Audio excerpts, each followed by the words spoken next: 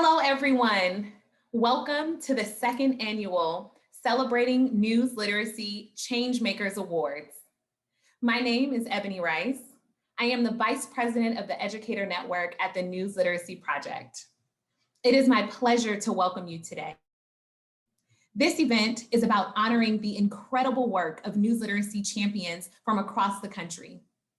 We acknowledge their efforts and the efforts many of you who are leading voices in support of news literacy education in your communities. On behalf of NLP, thank you for empowering the next generation to be news literate and to be equal and engaged participants in our democracy. We are so glad that you joined today as we pay tribute to 4 awardees who are truly exemplary as they have distinguished themselves in their commitment to news literacy in their classrooms, in their professions, and in their daily lives.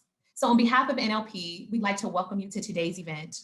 And at this time, it is my pleasure to introduce NLP's founder and CEO, Alan Miller, to share more on NLP and why these awards are so significant, especially in this moment in our nation's history.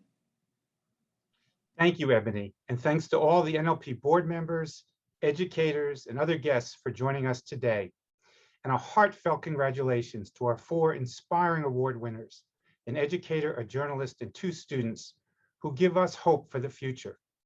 This meaningful celebration is one of NLP's highlights of the year.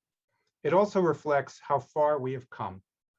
I started the News Literacy Project 13 years ago after speaking to 175 of my daughter Julia's middle school classmates about my work as a reporter at the Los Angeles Times and why it mattered.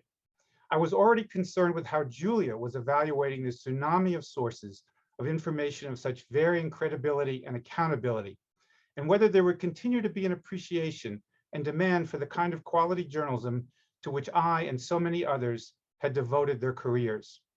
Julia brought home 175 handwritten thank you notes that evening, and we sat and read them all aloud. I could see what had resonated and where I had connected. That planted the seed of the idea that blossomed into the News Literacy Project in 2008. Since then, the information landscape has become infinitely more fraught, but NLP's core mission has not changed.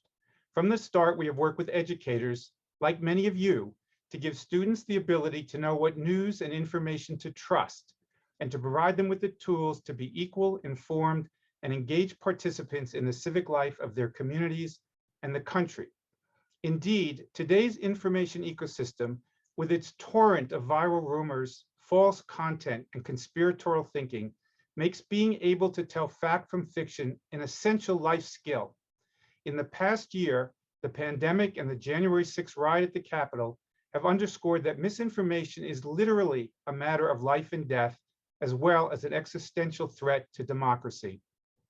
To the educators with us this evening, we appreciate that your vital work, which is hard enough under the best of circumstances, has been especially challenging in the past year. We salute you and your students. From the start, we've invited educators to be our partners. When I founded NLP, many people were skeptical that we would be able to get into schools, given the fierce competition for teachers' time. But we quickly found creative and dynamic educators who recognized the value of what we had to offer to help them tackle the growing challenges posed by technology. They were willing to take a chance on us, and for that, we will forever be grateful. Those early collaborators, and many who have followed, have helped us shape and improve our resources, showing us how to make them more effective and accessible for teachers, and engaging and impactful for students. This past school year alone, more than 2,500 educators used our Checkology virtual classroom with more than 105,000 students nationwide. Many thousands more have subscribed to our weekly newsletter, The Sift, and participated in our Newslit camps and other professional development programs. We are also excited to be building a vibrant national network of nearly 40,000 educators, our Newslit Nation, as a community of practice and champions of news literacy. You will hear from 2 members of our impressive initial class of ambassadors that has played a leading role in launching the network. Together, we are reaching students or the next generation of voters and leaders. We are doing so as they are forming habits of mind and consumption habits that will last a lifetime. It has been gratifying to see how students have responded to our resources and programs. They have become more mindful and responsible consumers, sharers, and creators of news and information. They seek news that meets the standards of quality journalism. They push back against misinformation, and they become upstanders for facts. Much like educators, right from the start, journalists have answered the bell as our partners. We kicked off our foundational classroom program at a middle school in Williamsburg, Brooklyn on February 2nd, 2009. I will never forget that day. That morning, Soledad O'Brien, who was then with CNN and a founding NLP board member, spoke powerfully to the entire school about what it was like to be a woman of color in broadcast news when there were far too few women or people of color in charge, or even in the room. That afternoon, David Gonzalez of the New York Times talked to a class of 8th graders from all over the city about why they had to tell the stories of their neighborhoods or somebody else would, and they might not get it right. The students' engagement that day was electric. I left Williamsburg convinced that we were on to something special. Overall, in our first 8 years, more than 400 journalists enrolled in our classroom program's online directory and delivered more than 750 lessons, most in person. Today, journalists continue to host lessons in Checkology, lead breakout sessions with educators at our Newslit camps, and participate in our Newsroom to Classroom program. Our 4 award recipients today reflect the bond with educators, journalists, and students that we have forged. Each will receive a personally inscribed glass plaque and a check for $500. Before concluding, I want to say a few words about the 2 extraordinary individuals in whose memory we are bestowing awards today. Gwen Ifill was a national treasure. She was deeply respected as a journalist and a pioneer. She was a role model and a mentor for many younger journalists of color. She was also an engaged NLP board member for 5 years before we all lost her much too soon in 2016. John Carroll was one of the greatest newspaper editors of his time, or any time. He led with courage, integrity, and vision, and he made you proud to be a journalist. He was one of NLP's first 2 board members and our chair for 4 momentous years. I was honored to call Gwen and John colleagues and friends, and have no doubt that they would be incredibly proud of how far NLP has come and of the 4 honorees we are recognizing this evening. Now, it is my pleasure to welcome NLP's Senior Vice President of Communications, Mike Webb, to present our first award to a truly outstanding educator. Over to you, Mike. Hi, everyone. I'm Mike Webb, and I'm thrilled to be here to give our 2021 Educator of the Year Award to the Director of Library Services at the Overlake School in Redmond, Washington, Kelly Vickstrom Hoyt. I'm honored to be able to do this because Kelly is a librarian, and librarians are often on the front lines of protecting human rights. They fight against censorship. They help connect people with the information they seek. They make sure that all students in a community are served by providing diverse collections, programs, and services. And they help preserve cultural and historical records so that when we look back, we can understand why things happened the way they did. And in the nomination documents that we received, it's clear that Kelly embodies these traits. Kelly has been at the forefront of Overlake School's efforts to integrate news literacy and media studies across the middle and upper levels. She's known as the Information Literacy Ninja at Overlake School and maintains a robust resources bank online and collaborates with faculty and staff all year to develop programming to help students. She knows that being news literate is the key to being an engaged and informed citizen in our democracy, and told us that each time a student is asked to find and use a source of information, they should be evaluating it, understand who created it, and what its purpose is. Kelly is also aware of how news literacy is a crucial component of civics. She took advantage of the 2020 elections to make sure her kids understood whether their news sources were right or left-leaning or a balance of both. Kelly is all that we can ask for in an Educator of the Year, and she's carrying on a proud tradition of librarians who make sure their communities have the tools they need to help their next generation of voters make well-informed decisions about the candidates and issues they support. That's why we are honored to award Kelly Vickstrom Hoyt as the 2021 Educator of the Year.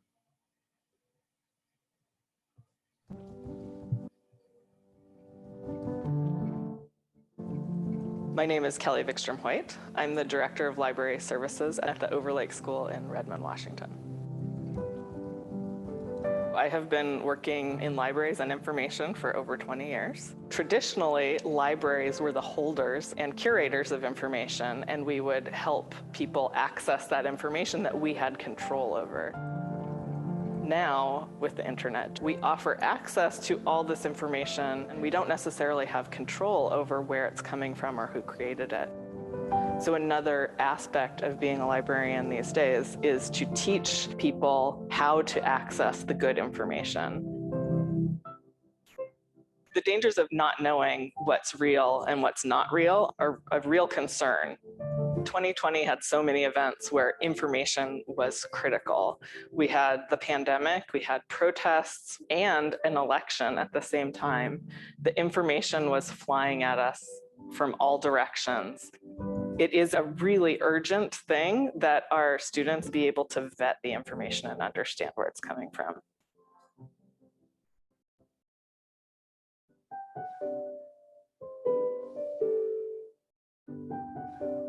I first discovered Checkology about 2 years ago.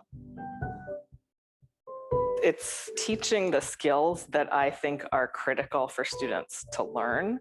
So what do you guys think about this one? Is it true or misleading?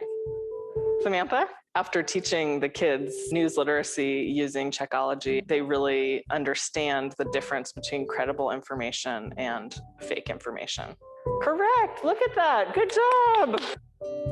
After Checkology, the quality of the sources the kids use in papers, in social studies, in English, in science even, is much higher.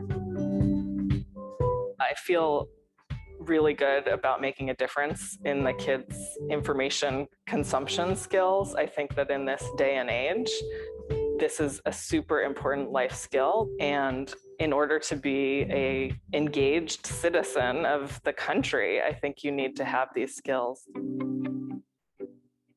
When I heard that I was nominated for the News Literacy Project Educator of the Year Award, I really felt like I had made a difference, that other people are recognizing that what I'm teaching is important and that I was teaching it well. I'd like to thank the News Literacy Project. I feel really proud to have won it, and I really appreciate all the resources that the News Literacy Project provides for me to teach this really important skill to students.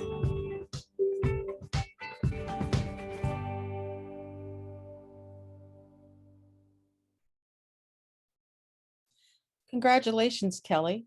And this year, the News Literacy Project has helped me support my students during some very challenging times.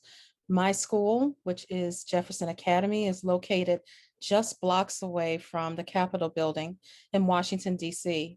And on January the 6th, and for days afterwards, the students experienced difficulty in synthesizing the massive amount of information that was presented to them. On another occasion, the students needed extra support in identifying credible information after the Derek Chauvin trial, a trial that challenged all of our ideals dealing with the democracy system as well as our civil rights in this country. Checkology, the SIFT, and of course the staff at the News Literacy Project have all served as a huge support and has served as reliable resources for me as an educator as I service my students. So I want to say many thanks to the staff of the News Literacy Project. Your tireless commitment in providing such a great resource to support the academic achievement of my students and those across the country is greatly appreciated. Thank you. And now we will hear from Andrea Lynn, who will present one of the 2021 Gwen Ifill Student of the Year Awards. Thanks so much, Casey. Hi, everyone. I'm Andrea, and I'm the design manager for the News Literacy Project. And I am honored to present the 2021 Gwen Ifill Student of the Year Award. This award is in honor of Gwen Ifill, who covered politics for some of the country's premier newspapers and TV stations as one of the prominent TV anchors of our generation. She broke barriers in news reporting by carving a niche for herself as a political journalist at a time when Black and female journalists were rare in newsrooms. This award is in memory of her extensive and pioneering career. I'm excited to now introduce our High School Student of the Year, Ana Rodriguez. Ana embodies the values Eiffel brought to journalism in her stance to use her news literacy skills to protect her community from misinformation. She's taken initiative of her own learning through her research project challenging pseudoscience and the history of racial bias in scientific thinking to guiding her family members to steer clear from COVID-19 misinformation. In the words of her teacher, Mr. Leffel, Ana is a rising leader in a school, community, and country beset with divisive attitudes towards truth and falsehood. She is dedicated to using her communication and critical thinking skills to bring light to issues that affect people of color. We are honored to present this award to Ana Rodriguez as the High School Student of the Year. My name is Ana Rodriguez. I live in San Anselmo, California, and I am currently in 10th grade. I use social media, especially either Instagram or TikTok, and I come across different posts. It was definitely harder to identify the kinds of things that were real or not. I don't want to be sharing false information to the people around me.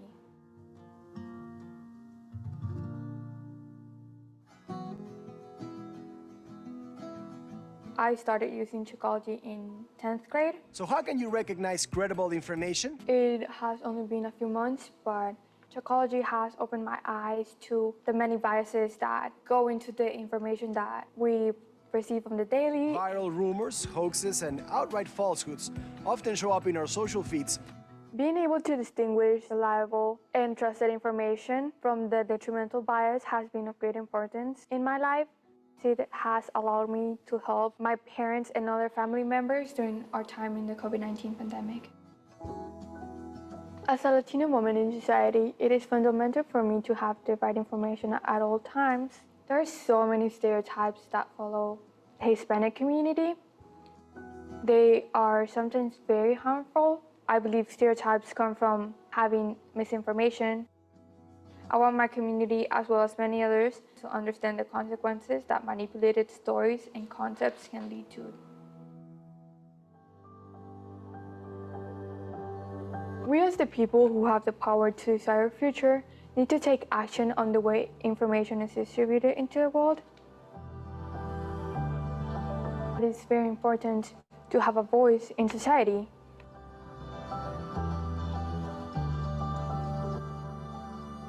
I don't think my mind has processed this whole thing. I was in shock, basically. A kick of confidence, I would say.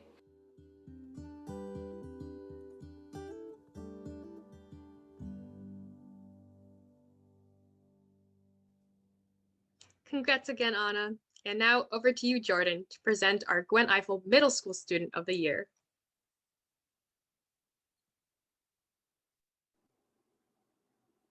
I'm Jordan Mays, and I work on all things Checkology related at NLP.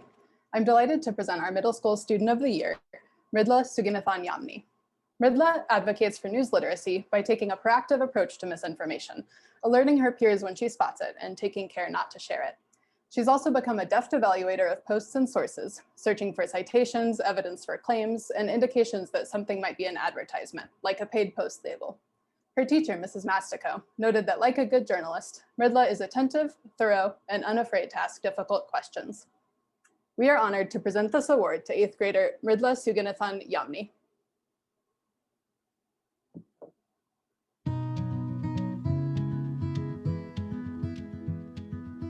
My name is Mridla Suganathan Yamni. I live in Quincy, Massachusetts. I'm currently in 8th grade.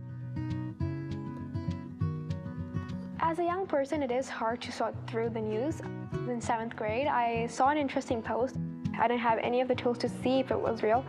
So I sent it to all my friends, but then after when I was reading like the 10th time or so, I realized it was fake, but it was already too late because they spread it to their friends and so on. I realized fake news is like a ripple effect. It's hard to stop after it gets started.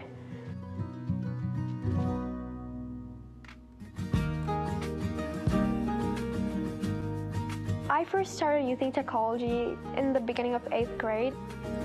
When I first understood the concept and realized, I felt like half of the world I was trusting just turned upside down on me. We've all been fooled by a story or post, only to learn that it wasn't real. But if we share that information, we can wind up unwittingly contributing to the pollution of our digital environment. It really helped me see the difference between fake news and real news.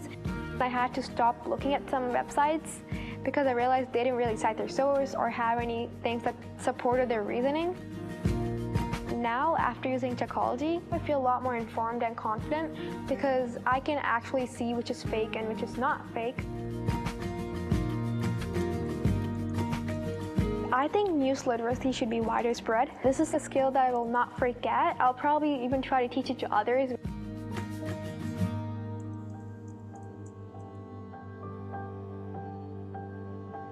I think it's really important the whole globe is really news literate. No matter what the country is, everyone needs to know what's true.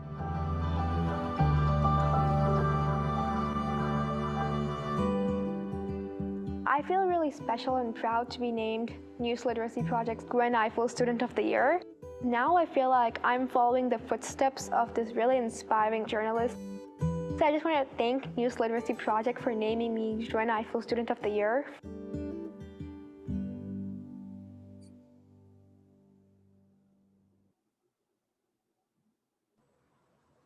Congratulations to our Students of the Year for their well-deserved awards. I'm Soon Yet, an acting assistant professor of writing at the University of Washington and also a news literacy ambassador with the NLP for the Seattle region.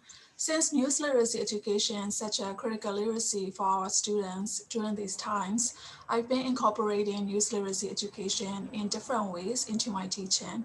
And one of those ways was inviting a journalist to my classroom with the help of the Newsroom to Classroom program in Psychology. A national correspondent for Scripps graciously joined my class back in January during the National News Literacy Week and talked about storytelling in the context of TV journalism. My students were thrilled to meet a professional journalist and had a great conversation with the journalist about effective use of multimedia and storytelling, ethics, and the issues of power and storytelling. So it was a highlight for my students. So thank you, News Literacy Project, and all of the staff members who made it happen. And now Ellen Miller will be presenting the 2021 Joan S. Carroll Journalist of the Year Award. It is my great pleasure to give the Joan S. Carroll Journalist of the Year Award to Allison Camarata of CNN. From the first time I sat down with Allison to discuss NLP in 2017, she was all in. That year, she led a lesson on journalism at the Young Women's Leadership School in Queens, New York, and later wrote a piece about her experience for CNN.com. Allison has been an NLP stalwart ever since. In April 2018, she interviewed 2 students from the Queens School during an NLP dinner in New York. That July, she hosted an awards luncheon for the 2 students at CNN, where they each received the Gwen Ifill Student of the Year Award. In 2019, Allison became one of the initial members of NLP's National Leadership Council and helped arrange a memorable cultivation lunch at CNN's New York bureau at Hudson Yards, where she and her colleague Anderson Cooper were the featured guests. In January of this year, she was among a stellar group of CNN executives, anchors, and reporters on a panel called Women on the Front Lines of News Reporting at NLP's virtual Newslit Camp, presented in partnership with the network. We give this award in honor of John Carroll, the revered former newspaper editor and founding NLP board member and later board chair, who died in 2015.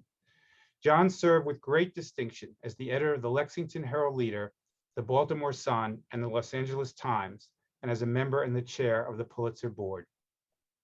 Allison reflects the kind of quality journalism that John embodied.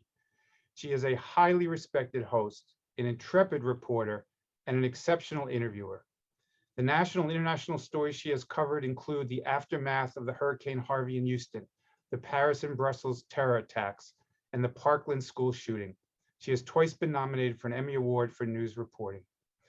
She demonstrated her resourcefulness and commitment throughout the extraordinary challenges of the past year amid the pandemic and the 2020 election and its contentious aftermath, when truth has been under constant assault and conspiratorial thinking has run rampant.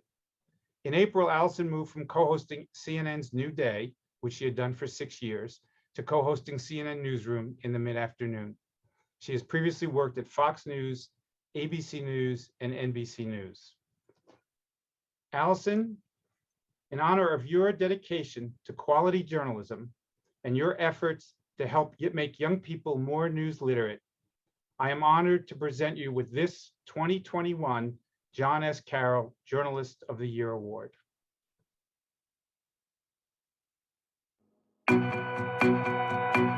I'm Allison Camarata. I'm an anchor at CNN. But the facts don't support it. We've all heard of this Brussels neighborhood. I've worked at ABC, NBC, Fox News Channel, CNN. I've worked in local news. I've worked in network news. You can have your own conspiracy theories, but you can't have your own facts. There's been this tsunami of information. And misinformation isn't just a nuisance, it is a danger to democracy, and it creates violence. The violent mob that descended on the Capitol had their chance to have a say. People stormed the Capitol because they had misinformation. They couldn't discern what was real and what was fake, and they took it upon themselves to go intervene in the democratic process. And so every single day we need to be talking about how to get back to real news, real journalism, the First Amendment, trusted sources, and teaching people where they can find it and why it's so important. News Literacy Project has understood that we need a news tune-up, and we need to tell people what real news is and the tenets of real journalism. In this lesson, you'll learn about the standards of quality journalism, what they are, and how you, as a news consumer, can identify them. And so I just immediately wanted to sign on. One of the best things that's happened since I've been involved with NLP is meeting the students and getting to know them. These kids explained to me that they had the tools to distinguish real news from fake websites or satire websites, and how empowered they felt. I have a lot of faith in this next generation, that they want to be engaged, they want the real information, but they need the tools to do it. I'm really touched and flattered to receive the John S. Carroll Award, particularly this year, because it has been a trying year. It has been a really challenging year for journalism to be able to broadcast during a global pandemic. The worst place in the country for coronavirus this morning is I spent months going into an empty, dark skyscraper by myself. My co-anchor was in there somewhere, I'm told, also, but I never saw him. There were so many times for all of us that we felt completely disconnected and alone. And somehow receiving this John S. Carroll Award makes me realize I wasn't alone and I wasn't disconnected. And people were on the receiving end of the news that I was broadcasting. And there's just something that is really heartening about this marking the end of that dark time.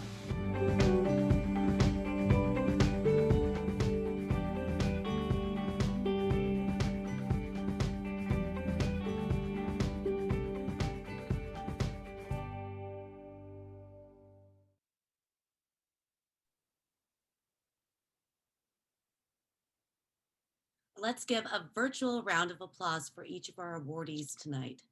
I'm Shaylin Farnsworth, and I'm the National Director of Educator Outreach and Success here at the News Literacy Project. As an educator and a former classroom teacher myself, I am hopeful for the future of our democracy, knowing it's in the hands of such capable educators, students, and journalists. We could not do this work without you. I'd like to introduce this evening's keynote speaker. Please welcome my colleague, Peter Adams, NLP He's Senior Vice President, our newest newsletter for educators that debunks the latest rumors and misinformation. Peter, take it away. Thanks, Shaylin. And thank you all for being here this evening for this important tribute to some of the News Literacy Project's most distinguished supporters, including this year's honorees. I thought it would be fitting to begin my brief remarks tonight by commending you all, not merely in recognition of the awards we're here to celebrate, but for all of the work the people gathered here have done and are poised to do in the years ahead to help advance the cause of news literacy. I thought it would be worthwhile to take some time together to reflect on exactly why this work matters, why learning and teaching others how to successfully navigate today's information environment is so critical. It is, after all, the most complex and robust information environment in the history of the world. That's a statement I've made in a lot of talks over the last 5 years or so, and it's a line that never needs to be updated. It's always true. Every day, there's more information than has ever existed at any other point in human history.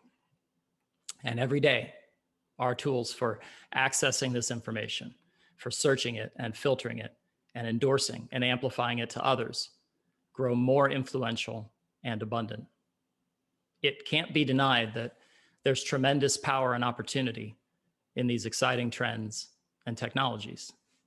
However, as we all know, there are also significant pitfalls and downsides to this ecosystem.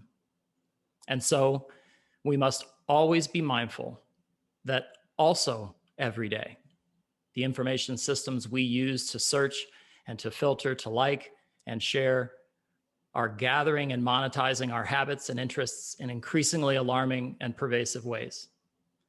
They learn what we like and what we believe, what's important to us, what we value, and not only echo those things back to us, they also often reinforce rather than challenge our view of the world.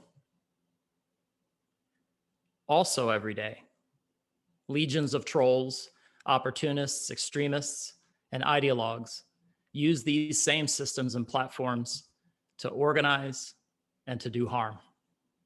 These bad actors target the same values and beliefs and biases that drive our online habits. They exploit our devotion to justice for outrage clicks. They convert our love for our families into skepticism about vaccines. They use our patriotism or our desire for self-determination to manufacture doubt and distrust in our institutions and in one another.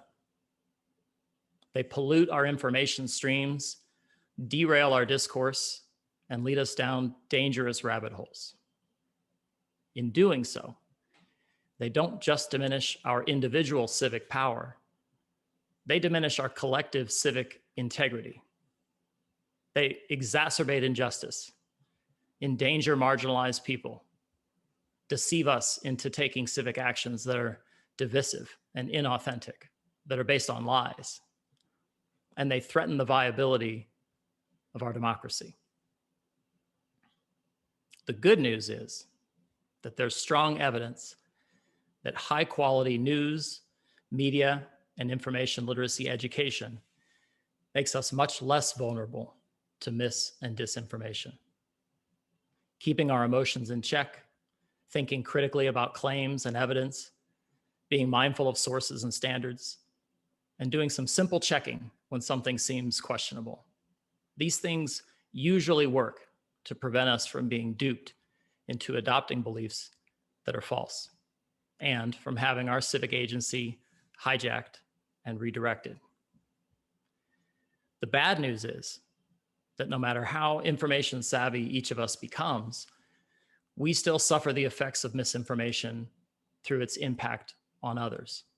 So even if it were possible for you to be perfectly informed and impervious to misinformation, you would still be affected by the decisions and actions of those around you who are not. The costs of this problem are staggering and immeasurable. Joan Donovan, the research director at the Shorenstein Center on Media, Politics, and Public Policy at Harvard, writes and speaks frequently on this subject, on the costs of disinformation. And she frequently points out that they're seldom borne by the people who initiate them, but rather are passed along. They're distributed to others. The costs of disinformation about COVID-19 are disproportionately borne by vulnerable groups, like seniors and people with chronic diseases, and by children too young to be vaccinated, and by frontline medical workers and their families. The costs of disinformation about the victims of unwarranted police violence are disproportionately borne by people of color, particularly Black people. The costs of disinformation about the 2020 election are disproportionately borne by poll workers and election officials. And on January 6th at the Capitol building in Washington, these costs were acutely borne by police and their families. And I think it's well worth pointing out to this audience in particular that journalists, fact checkers, educators, and I would argue young people who are inheriting this ecosystem along with all of its problems, all also pay a disproportionate price for the falsehoods that are so easy to create and disseminate. After all, it's this group, people like Kelly, Allison, Anna, and Murdula, that has proactively taken up the fight against misinformation. It's not a fair fight, but it's one I think we're obligated to win. And it's one we can win if every day we can help more and more people learn to recognize misinformation before it takes root, before it has a chance to exploit, manipulate, hijack, and redirect their civic energies. Now, I'm confident that at least some of you must be thinking, gosh, this would be a great place for Peter to end his talk. But I have one more point I want to make, if you'll bear with me, because news literacy is about much more than just combating misinformation. It's also about developing a sharp, discriminating, demanding appreciation for quality journalism and the role it plays in maintaining the health and strength of democracy. It's about learning and internalizing and even helping to improve the standards that produce this kind of journalism. Being news literate not only gives you the ability to recognize information that deserves your trust and to shun information that doesn't, it also gives you a roadmap to being an agent of positive civic change and a steward of democracy. The standards of quality journalism call for a devout adherence to the facts, to verifying even those things, or especially those things that you think you know. They insist on transparency and accountability. They require constant reflection and reevaluation. And they call for one to be as fair and inclusive and representative as possible. Imagine the kind of world we could build if we helped everyone aspire to these same standards. Again, congratulations to all of our honorees, and thank you all so much for sharing your time with me on this special evening.